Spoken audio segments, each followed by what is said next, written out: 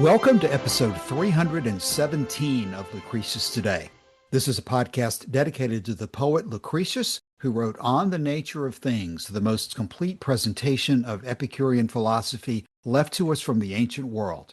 Each week we walk you through the Epicurean texts and we discuss how Epicurean philosophy can apply to you today.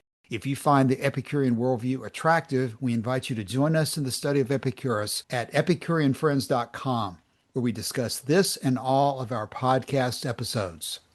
Our discussion last week focused on section 30 and 31 of part 5 of Tusculan Disputations, and the title last week was Happiness is the Goal of Life, and a Life of Happiness is a Life of Pleasure. As we close in on the ending of Tusculan Disputations, Cicero is advocating a blend of Stoicism and Platonism and Aristotelianism and academic skepticism. And as Cicero concludes, he's going to be throwing everybody into the same pot for his contention that all wise men, all philosophers come to the conclusion that happiness is based on virtue, and that a life of virtue is going to be a life of happiness, and virtue is sufficient for happiness. One of the themes that we've been following as we've talked about all this, though, is that the devil is in the details, or maybe even the devil is in the dictionary of the way we explain these things, because the meaning of virtue, the meaning of happiness, the meaning of even the word good is highly disputable depending on the perspective that you come from the different philosophies that these authorities are promoting. With Cicero switching his position from time to time, advocating the Stoic dogmatic view that virtue is the only good, it's the highest good, and a life of virtue is guaranteed to be a life of happiness. But sometimes Cicero drops back to his academic skeptic role of saying that I'm not going to take a position myself on exactly what is correct, but I'll tell you what these other philosophers say, and we'll talk about what is most probable. And he's going to cite example after example of people who generally are in praise of what Cicero broadly considers to be virtue, but they're praising this form of happiness from a variety of different perspectives that are not at all the same. Given the approach that Cicero is taking, however, he's able to throw in Epicurus as in general support of some of these ideas. And there are definitely several very interesting comments about Epicurus that we're going to continue to go through in detail.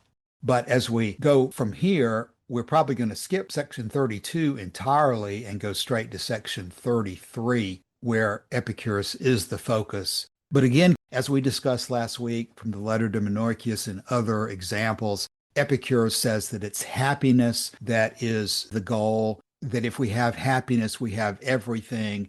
And Epicurus himself links happiness to pleasure by saying that pleasure is the beginning and the end of the happy or blessed life. We cited Cicero's Torquatus, Diogenes of Oinoander for the position that a life of happiness is a life of pleasure. And so when we focus on Epicurus's position, we have a good fix on words like happiness, which is tied tightly to pleasure. But in order to complete that summary of saying that happiness is the goal of life and a life of happiness is a life of pleasure, the next step in that process is to be sure we understand what pleasure means to Epicurus. And that's one of the things we'll see here, that there are many aspects of the good life that Cicero is talking about that may or may not come within this definition of pleasure as Epicurus sees it. And today we're going to focus on section 33, a discussion of Epicurus's views of the natural and necessary desires. We, of course, have in Epicurus's principal doctrines and in the Vatican sayings references, and we have references, of course, as well in the letter to Menorchius. As Cicero is going to explain it to us today in section 33, however, I think we're going to see a little bit of a different perspective on it, probably in most respects consistent, but stated in a little different way that's going to help us drill down to talk about what natural and necessary desires might mean, but always in the context that natural and necessary desires are a subset of the analysis in which happiness is the goal, and a life of happiness is a life of pleasure. And so the connection is going to have to be made with natural and necessary desire analysis to pleasure. And at this point, it's worth remembering that Epicurus is clearly saying that there are only two feelings, pleasure and pain. And as a result, Epicurus has a very wide scope, wide definition of what is included in pleasure, which certainly does not only include the physical stimulations of life, as Cicero might want you to believe, but also includes the mental pleasures of life, which Epicurus has said can be and often are of more significance to us than the physical pleasures. As Joshua brings up regularly, Epicurus is clearly on record as saying that the pleasures of the body exist in the present, but the pleasures of the mind are amplified by the fact that the mind considers both the past, the present, and the future. So that if we use our mind appropriately, we can offset present pains with pleasures not only of the present, but also of the past and of the future. The man on the rack who is under torture, the man who has kidney disease, can offset against the present pain of his kidney disease or being on the rack not only anything that he can summon right now to his aid, but also his pleasures of the past and anticipatory pleasures of the future. So again, here at the beginning of the episode, linking this to what we discussed last week, if in Epicurean theory, happiness is the goal of life, and if in Epicurean theory, a life of happiness is a life of pleasure, then the next link in that chain is that pleasure is any experience in life which is not painful. That's where this pleasure is the absence of pain comes from, which is stated explicitly by Torquatus in On Ends. When Cicero challenges him and says, clearly, Torquatus, you can't be telling me that absence of pain is pleasure, Torquatus responds, absolutely it is, and it is as firmly so as anything possibly can be asserted. In other words, both in practice and in theory, when there are only two feelings, the absence of pain is pleasure, the absence of pleasure is pain.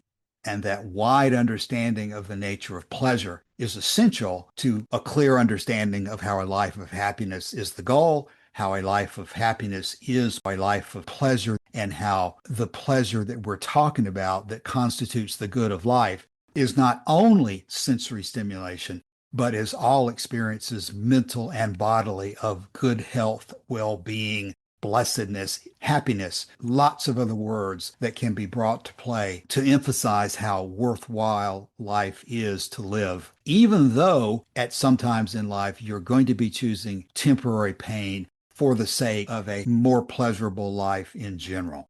Which, of course, is another point that Cicero has been hitting on here, that a life of happiness does not mean that every moment of every day is consumed in sex, drugs, and rock and roll. If a life is predominantly of a nature that it is worth being called good or happy, then that is a happy life, even though there are exceptional times in life when you're required to go through experiences that you would prefer not to go through. Okay, I've said a lot there to link us over to section 33. Before we get into 33, though, let's drop back and see if Joshua has any general commentary and let him lead us into section 33. Yeah, I don't have much to say about section 32, except to say that as we skip all of these examples, we should not lose sight of the fact that these are incredibly important for classicists who are trying to reconstruct an understanding of the ancient world. And sometimes you find something incredibly important. So it's in the middle of this discussion of frugality that Cicero gives this paragraph on Epicurus's view and categorization of desires. And so that's what we're getting into now. And he starts out this way. He says, "You see, I imagine, how Epicurus has divided his kinds of desires, not very acutely perhaps, but yet usefully, saying that they are, quote, partly natural and necessary, partly natural but not necessary, partly neither, that those which are necessary may be supplied almost for nothing, for that the things which nature requires are easily obtained. As to the second kind of desires, his opinion is that anyone may easily either enjoy or go without them. And with regard to the third, since they are utterly frivolous, being neither allied to necessity nor nature. He thinks that they should be entirely rooted out. On this topic, a great many arguments are cited by the Epicureans, and those pleasures which they do not despise in a body, they disparage one by one, and seem rather for lessening the number of them. For as to wanton pleasures, on which subject they say a great deal, these say they are easy, common, and within anyone's reach, and they think that if nature requires them, they are not to be estimated by birth, condition, or rank, but by shape, age, and person, and that it is by no means difficult to refrain from them, should health, duty, or reputation require it. But they say that pleasures of this kind may be desirable where they are attended with no inconvenience, but can never be of any use. And the assertions which Epicurus makes with respect to the whole of pleasure are such as show his opinion to be that pleasure is always desirable, and to be pursued merely because it is pleasure, and for the same reason pain is to be avoided because it is pain. So that a wise man will always adopt such a system of counterbalancing as to do himself the justice to avoid pleasure, should pain ensue from it in too great a proportion, and will submit to pain, provided the effects of it are to produce a greater pleasure. So that all pleasurable things, though the corporeal senses are the judges of them, are still to be referred to the mind, on which account the body rejoices whilst it perceives a present pleasure, but that the mind not only perceives the present as well as the body, but foresees it while it is coming, and even when it is past will not let it quite slip away, so that a wise man enjoys a continual series of pleasures, uniting the expectation of future pleasure to the recollection of what he has already tasted. The like notions are applied by them to high living, and the magnificence and expensiveness of entertainments are deprecated, because nature is satisfied at a small expense. Okay, Joshua, thank you for reading that. Now, this paragraph is going to take some time. I don't think we're going to go any further today than to analyze what we've got here in as much detail as we can. Because as we started out the episode, the understanding of pleasure and how to pursue it is critical to understanding Epicurean theory. And as I listen to you read the Yang translation here, I'm catching a significant difference in a critical point between his translation and that of the Loeb edition. Let me focus on that first as an example of how carefully we have to read this. But let's first look at this sentence in regard to the third category. Yang has it this way, which you just read, quote, "And with regard to the third, since they are utterly frivolous, being neither allied to necessity nor nature, he thinks that they should be entirely rooted out. On this topic, a great many arguments are adduced by the Epicureans, and those pleasures which they do not despise in a body, they disparage one by one and seem rather for lessening the number of them." Now, the emphasis I'd like to draw there is to that last phrase, "and seem rather for lessening the number of them." Well, that is not the way that King translates it in the Loeb edition, because that section reads this way in Loeb. The third kind he thought should be utterly rejected because they were completely meaningless, and so far from counting as necessary, had not any relation to nature either. And this sentence seems to me significantly different. At this point, his disciples enter on a long argument, and those pleasures which belong to kinds they despise, they belittle in detail, yet all the same look out for a plentiful supply of them.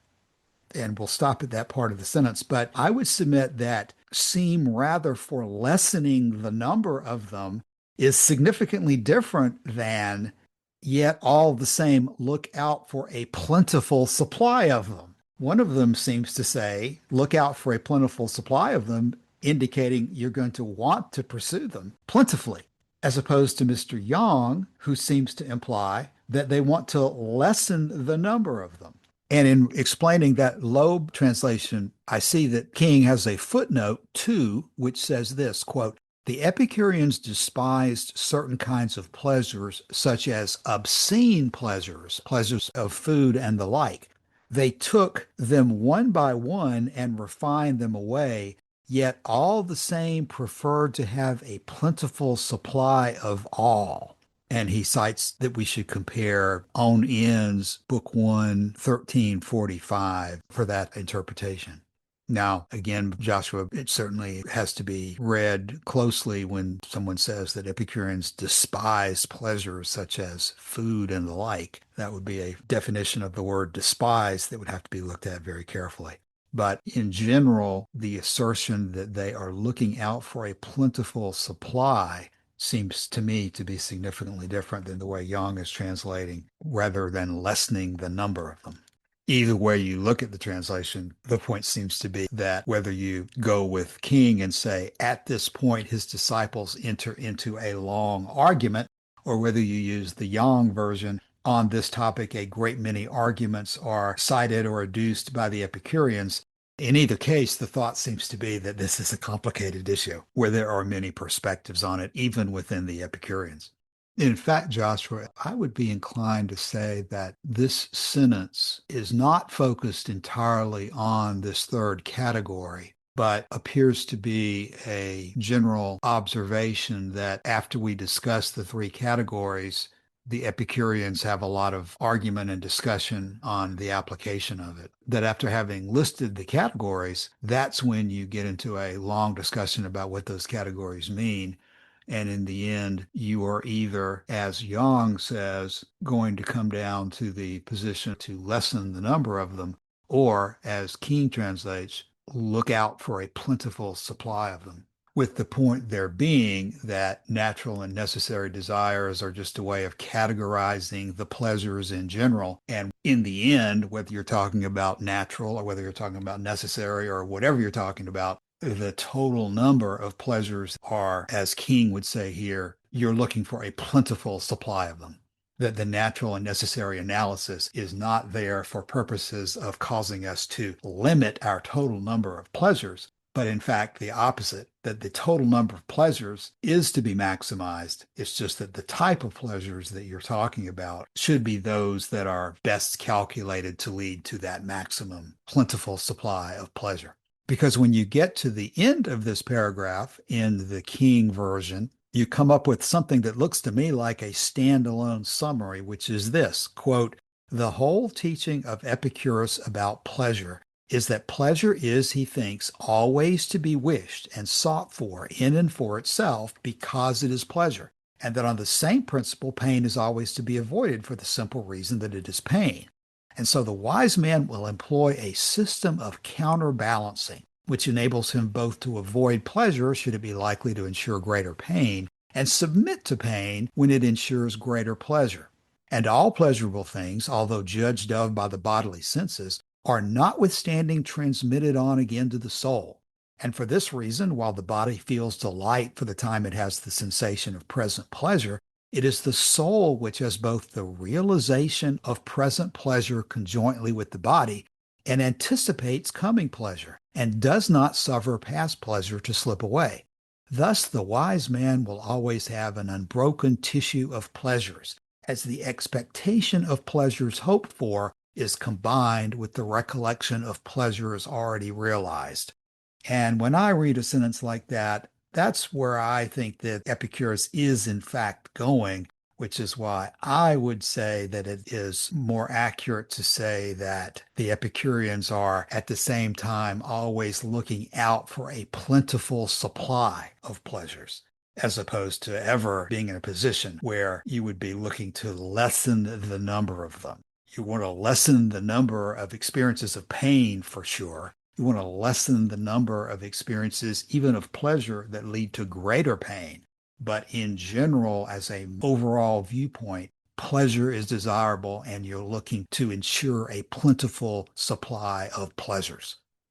Now, as we look at this, it's also possible that we're talking about not lessening the number of the pleasures, but lessening the number of the unnatural and unnecessary desires. And that is something I do see in Epicurus, evidence for that practice. We were looking at the footnote, which reads, once again, the Epicureans despised certain kinds of pleasures, such as obscene pleasures, pleasures of food and the like. They took them one by one and refined them away, yet all the same preferred to have a plentiful supply of all. And then it gives a citation to Cicero's De Finibus, Book 1, 1345. So I am looking here at the Rackham translation of this text. This is the Torquatus material that we cite frequently. And this is what he says. Nothing could be more instructive, more helpful to right living than Epicurus's doctrine as to the different classes of the desires. One kind he classified as both natural and necessary, a second as natural without being necessary, and a third as neither natural nor necessary. The principle of classification being that the necessary desires are gratified with little trouble or expense. The natural desires also require but little, since nature's own riches, which suffice to content her, are both easily procured and limited in amount. But for the imaginary desires, no bound or limit can be discovered. And that is where Cicero leaves off on the discussion of the desires and their categorization specifically. And it's surprisingly short. It's interesting to see that the discussion of this topic in De Finibus, at least on Torquatus's side of the debate, is quite short. And Cicero's treatment of this in Tusculan Disputations, it might be the longest we get from Cicero in any of his texts, because we have a lot to work with here today. However, he does continue in De Finibus. He says, if then we observe that ignorance and error reduce the whole of life to confusion, while wisdom alone is able to protect us from the onslaughts of appetite and the menaces of fear, teaching us to bear even the affronts of fortune with moderation, and showing us all the paths that lead to calmness and to peace, why should we hesitate to avow that wisdom is to be desired for the sake of the pleasures it brings, and folly to be avoided because of its injurious consequences? The same principle will lead us to pronounce that temperance also is not desirable for its own sake, but because it bestows peace of mind and soothes the heart with a tranquilizing sense of harmony. For it is temperance that warns us to be guided by reason in what we desire and what we avoid. Nor is it enough to judge what it is right to do or to leave undone. We also need to abide by our judgment. Most men, however, lack tenacity of purpose. Their resolution weakens and succumbs as soon as the fair form of pleasure meets their gaze, and they surrender themselves prisoners to their passions, failing to foresee the inevitable result. Thus, for the sake of a pleasure at once small in amount and unnecessary, and one which they might have procured by other means, or even denied themselves altogether without pain, they incur serious disease or loss of fortune or disgrace, and not infrequently become liable to the penalties of the law and of the courts of justice. Those, on the other hand, who are resolved so to enjoy their pleasures as to avoid all painful consequences therefrom, and who retain their faculty of judgment and avoid being seduced by pleasure into the courses that they perceive to be wrong, reap the very highest pleasure by foregoing pleasure. Similarly, also, they often voluntarily endure pain to avoid incurring greater pain by not doing so. This clearly proves that intemperance is not undesirable for its own sake, while temperance is desirable not because it renounces pleasure, but because it procures greater pleasures. So I think from what I just read there, this line, those, on the other hand, who are resolved to enjoy their pleasures as to avoid all painful consequences therefrom, and who retain their faculty of judgment and avoid being seduced by pleasure into courses that they perceive to be wrong, reap the very highest pleasure by foregoing pleasure. So he's not here necessarily talking about lessening pleasure, as we get from this particular translation of Tusculan Disputations, but the idea that you reap the highest pleasure by foregoing other pleasures that carry pain in attendance or that are hard to procure. Yeah, let me jump in there and say that the singular versus the plural has a lot of implication on it. When you say that you go for higher pleasure by reducing pleasure, that is a difficult way of saying it. It seems to me it's much more understandable that if you use the singular and the plural and say that you are trying to maximize pleasure by foregoing certain pleasures. We often stress the difference between desire in this discussion versus pleasure. But I think I will note here how difficult that distinction can be and how important it is for us to observe it. Because when I look at both King and Yang in translating this section, it looks to me like they are using the words desires and pleasures interchangeably here. Even in the same sentence, they're talking about a desire, they'll immediately shift over to pleasure.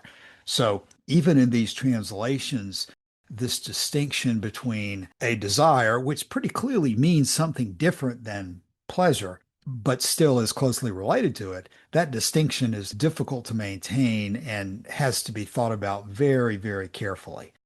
But I think the one way that it cannot be read would be to say that you maximize pleasure by lessening pleasure. You have to say something, whether it's singular versus plural or particular types of pleasures or however you want to say it.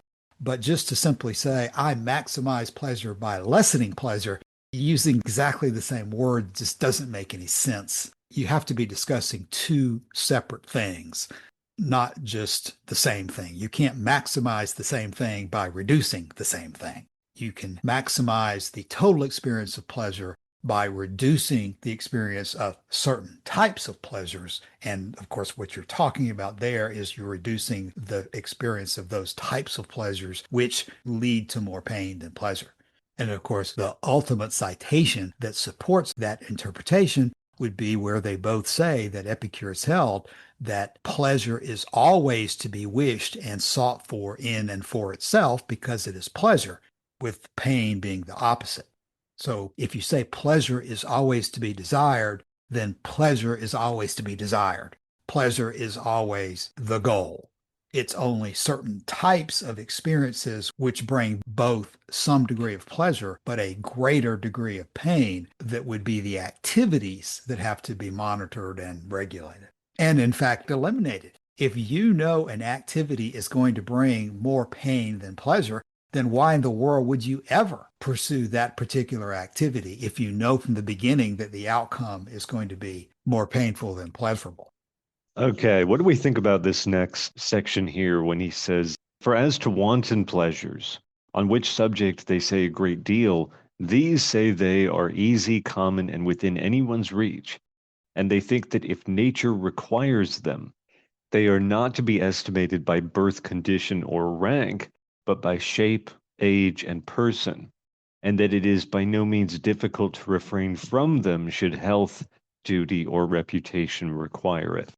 And in the Loeb edition, "For lewd pleasures upon which they dwell at length are, they say, easy to satisfy, general, within reach of all, and should nature demand them, the standard of value should, they think, not be birth, position, or rank, but beauty, age, shape.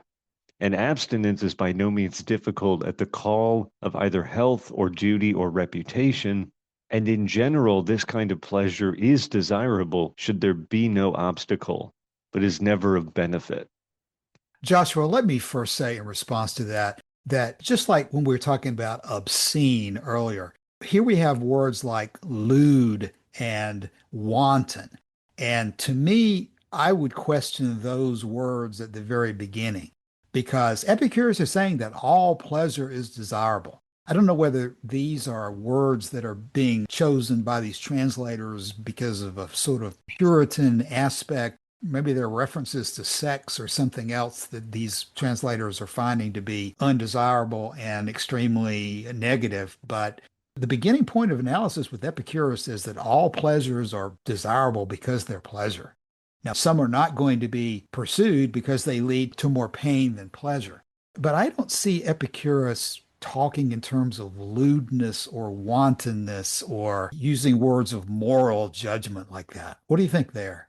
Yeah, I completely agree. And it is Cicero who's doing this. The Latin word he uses there is obscenas. And remember, too, it is Cicero doing this here in the conclusion of Tusculan Disputations, where he's trying to drive home his point about virtue and moral worth and so forth. And that might perhaps explain the additional time being given to this here versus own ends. But the general context here is clear that Cicero is trying to use these arguments in support of moral worth. And I would say that probably influences some of the way he's interpreting this. But yeah, this is definitely more detailed than we generally see when we start talking about age and shape and person. There certainly must be something behind what Cicero is discussing here. It reminds me sort of principle doctrine number 9, where you talk about duration, intensity, and part of the body that's affected. There's a context to the pleasure that is significant to evaluating it. Certainly, I can see how age would affect things. It's interesting to consider beauty or shape, these other words that are being used, such as health, duty, or reputation. So there's something going on here that Cicero is rightly or wrongly interpreting. And then in the King edition, where he says that in general that this kind of pleasure is desirable, should there be no obstacle, but is never of benefit. Benefit is another word. What does benefit mean? Because there's no good but pleasure and no evil but pain in Epicurean philosophy. Pleasure is desirable because it's pleasure. Right, but we do have Epicurus in Vatican saying 51. In 50, he says, no pleasure is a bad thing in itself, but the things which produce certain pleasures entail disturbances many times greater than the pleasures themselves. In 51, he is writing in response to a young man or an adolescent or whatever. He says, you tell me that the stimulus of the flesh makes you too prone to the pleasures of love, provided that you do not break the laws or good customs, and do not distress any of your neighbors, or do harm to your body, or squander your pittance, you may indulge your inclination as you please. Yet it is impossible not to come up against one or other of these barriers. For the pleasures of love never profited a man, and he is lucky if they do him no harm. So he's using the word profited there, and I presume this is Epicurus writing, Vatican saying 51. I don't know what text it comes from. But the thing which I've never seen before, and we're going to have to get some people together and find out what he's talking about here as we go through the week, that the standard of value for these lewd pleasures, what he calls obscene pleasures, should the Epicureans think not be birth, position, or rank, but beauty, age, and shape. And I have no conception of anything like that in any of the surviving Epicurean texts. So this to me is an interesting foothold into another view in Epicurean philosophy that we don't have apparently from everything else that survives. Unfortunately, that also means I don't know what to make of it at this moment. Yeah, and focusing on King's way of saying it, for lewd pleasures upon which they dwell at length are, they say, easy to satisfy, general, and within reach of all, and should nature demand them, the standard of value should, they think, not be birth, position, or rank, but beauty, age, and shape. And abstinence is by no means difficult at the call of either health or duty or reputation. So that section about the standard of value should, they think, not be birth, position, or rank, but beauty, age, or shape. That's not something that I can easily relate to other Epicurean texts either. Shape, how does shape fit into that? Birth, position, or rank seems fairly relatable, and beauty and age jump to mind too, but shape, what is shape in that context? I don't know. I was watching an episode of QI recently, and they were pulling old words out of Dr. Samuel Johnson's dictionary. And one of them was shapesmith. And a shapesmith, which is a word we no longer use, was like a personal trainer, someone who corrects the shape of your body. That makes sense too. And of course, I suppose we could be talking about the things that Lucretius is alluding to in his famous description of how love can be blind. Perhaps that's it, Joshua. I'm not sure I can think of any other examples in Epicurean text about pleasures related to beauty, age, and shape. The thing that stands out for me is that we're not estimating them by birth condition or rank. In other words, it's not like these pleasures are only appropriate if you are from a patrician family. These pleasures are only appropriate if you have reached a certain status in society. It sounds to me like what Cicero is saying is Epicurus is saying that's not the standard. We're not looking to aristocrats with our judgment of these things. We're looking to these other standards. But this is such a small little snippet, and we know so little about it that I hesitate to make any certain pronouncements on it. But there's something interesting here. Yeah, Joshua, another aspect could be that we're making the observation that people enjoy certain pleasures regardless of their birth, condition, or rank. Just like people are capable of the study of philosophy, even if they are women or non-Greeks. So if that's the point being made, then I do see a through line here to other aspects of the philosophy. Yeah, age, everybody goes through certain ages. They don't always go through the same conditions or ranks, but they all go through age. And shape and person, I suppose, also strike me as being highly contextual. Another way of relating this would be back when Lucretius talks about qualities versus properties, things that you can remove without destroying the thing, things that change by events, but the thing remains the same, versus those things that cannot be removed without destroying the thing itself. Certainly, condition and rank does not destroy the nature of a human being. You can be any condition or rank. Those things change without destroying the person. You can change your social standing without changing the fact that you're a human being. Maybe age, person, and shape are more primary properties than birth, condition, and rank are. But as you've said, Joshua, that would be pure speculation on my part there. This is something we will have to take to the Council of Elders on EpicureanFriends.com and see what we can come up with, especially with those who can help us parse through the Latin. Well, okay, why don't we begin to think about closing thoughts for this episode? Well, as we go through this, we continually see the importance of being careful about the use of words and their meanings and the conclusions that we draw from their use. And to that end, I think comparing different translations is very helpful. Certainly, it would be better to do even more than that, but we have a limited amount of time to work on this kind of stuff. So, Joshua, you're exactly right. And that's a good theme for this episode and theme for much of what we're doing here. Just as we started the discussion today, it's easy to say that happiness is the goal of life. It's even easy to say, although more controversial, to say that a life of happiness is a life of pleasure. But the real questions start to be very difficult to deal with when you want to focus on, well, exactly what pleasures are involved in a life of happiness and how do you pursue those pleasures? And in the end, everything comes down to what you mean by pleasure.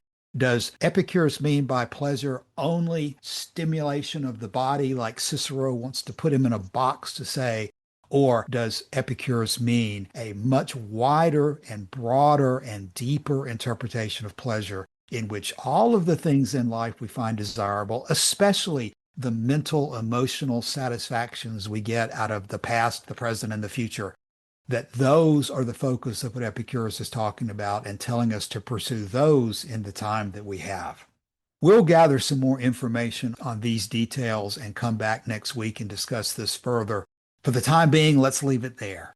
Feel free to drop by the Epicurean Friends Forum and let us know if you have any comments or questions about this or our other discussions of Epicurus. Thanks for your time today. We'll be back again soon. See you then. Bye.